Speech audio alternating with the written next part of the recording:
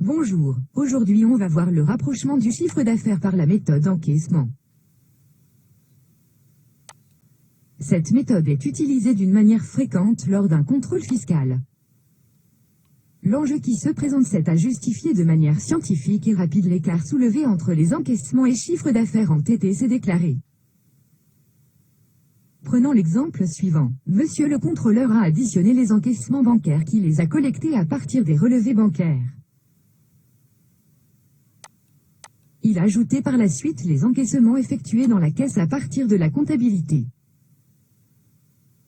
La somme qu'il a obtenue l'a ajustée par le compte prêt 58 qui représente les mouvements intercomptes de trésorerie et la variation du compte des clients. Il a obtenu une somme de 2 858 417 dinars. Alors que le chiffre d'affaires déclaré était de 2 826 956 dinars. Soit un écart de 31 461 dinars. Notre travail va consister de justifier cet écart. Généralement, on peut avoir plusieurs opérations d'encaissement de trésorerie sans que cette opération soit à l'origine un chiffre d'affaires. Exemple de ces opérations: encaissement suite à un emprunt bancaire. Encaissement suite à des versements par des comptes courants associés. Remboursement suite à l'exécution d'une police d'assurance.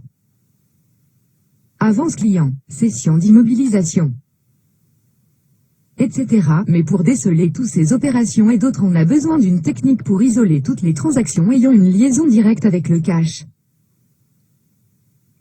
Cette méthode, c'est l'état de flux de trésorerie selon la méthode directe. Alors voyons ensemble comment Synergie Plus va nous préparer cet état. Dans le formulaire, je mentionne les comptes de trésorerie ainsi que le journal d'ouverture. Le traitement que Synergie Plus va parcourir consiste à parcourir toutes les écritures qui ont une transaction avec le cash. En fin du traitement, j'obtiens un état de synthèse dans lequel je vois tous les comptes générés en contrepartie de la trésorerie. Ce qui me permet de repérer les opérations hors du share du chiffre d'affaires telles que dans notre exemple. Remboursement prêt personnel, versement société de groupe. Remboursement assurance, produits financiers. Nous vous remercions et à la prochaine.